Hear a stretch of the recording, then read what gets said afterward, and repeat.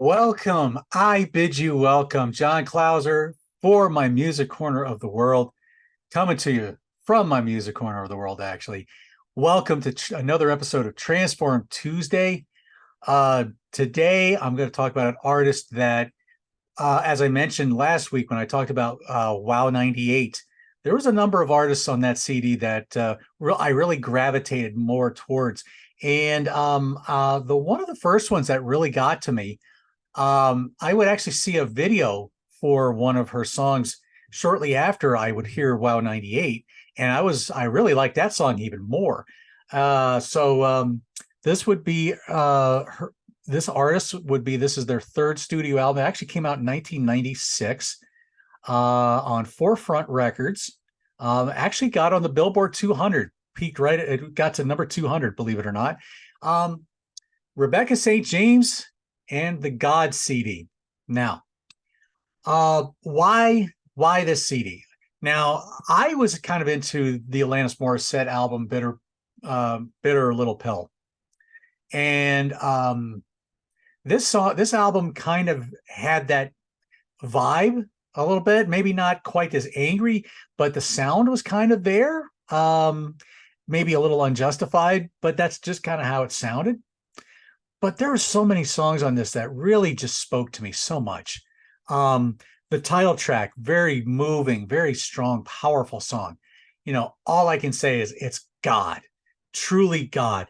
Um, the next song up is a song called "You're the Voice." This was a John Farnham cover that was a big hit in Australia, which is where she is originally from, and her family emigrated from Australia to they would wind up in Nashville.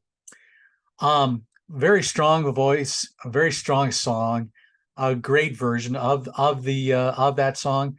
Um, "You Then Me," written by Bob Halligan Jr.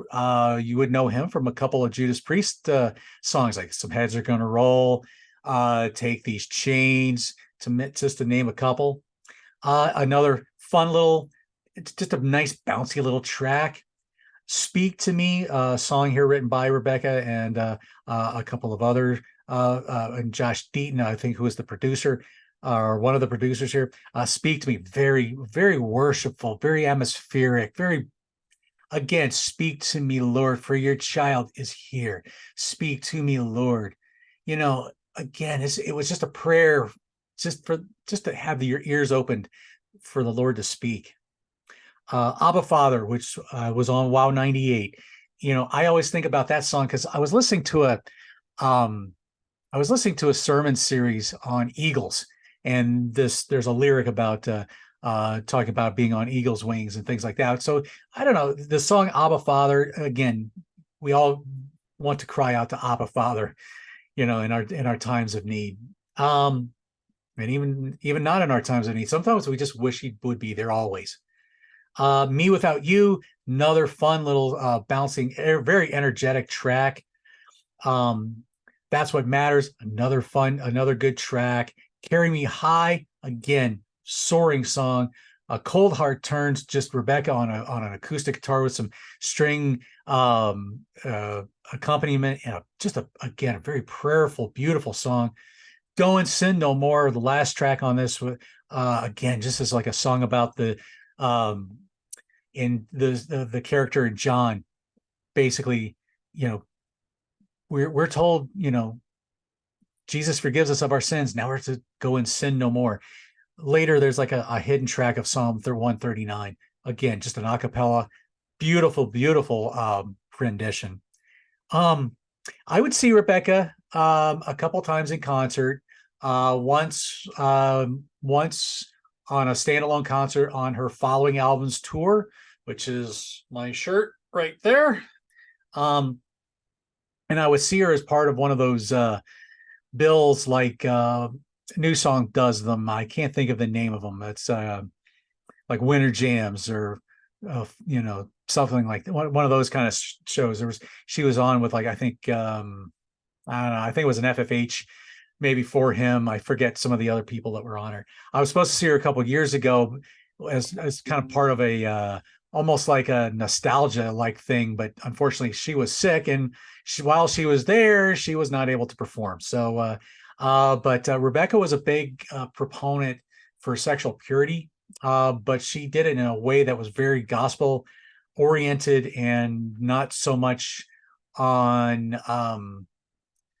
how it's kind of come to be as a almost like a negative connotation these days. Um, she would eventually get married in 2011, and she since has now 3 kids. But yeah, her ministry was always something that just spoke to me. I just liked her. I really enjoyed her music. It was very worshipful, um, with that kind of current style music. Uh, so it was something that I could play for youth, and they would be into it. She was also known for writing a song called "Yes, I Believe in God," which was basically a response to um, the one victim from Columbine, when she was asked if she believed in God or not, and when she said yes, you know, one of the guys pulled the trigger, as the story goes. Um, so that was basically a response, because what? How would we answer something like that? Do we believe in God? We can say yes, but it. You really need to have the deeper, heart, and not so much the head knowledge, but it really needs to be here in the heart as well. So, very strong song. I think I would find myself in tears a few times trying to listen to it. So, there you go. Rebecca St. James, her God CD that came out in '96. Hard to believe, gosh, 20, almost 27 years old. Whew, we're getting old, folks. But anyway, that's my Transform Tuesday. Tell me what y'all thought about this album. What do you think about Rebecca? What do you think about her music and her ministry? Let me know in the comments. Like, share, subscribe, and hey, don't be afraid to talk to me about faith and stuff. I would love to talk and have questions and answers and conversations. So, like I said, John Clauser here from My Music Corner. We'll see you next week.